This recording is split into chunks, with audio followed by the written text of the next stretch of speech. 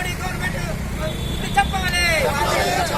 రైతు వ్యతిరేక చట్టాలు తీసుకొచ్చే మోడీ గవర్నమెంట్ బుద్ధి చెప్పాలి. ఈ రోజు జరిగే రైతులు బదులు జయప్రదం చేయండి.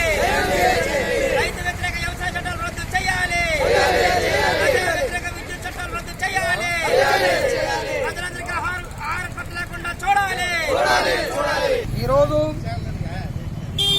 రైతులు మరి రోడ్లను పడేసే విధంగా కేంద్ర ప్రభుత్వం తీసుకొస్తున్న 3 రైతు వ్యతిరేక చట్టాలను రైతాంగం ధిక్కరించి ఢిల్లీలో చలిని కూడా లెక్క చేయకుండా మరి వారు పోరాటం చేస్తున్నారు.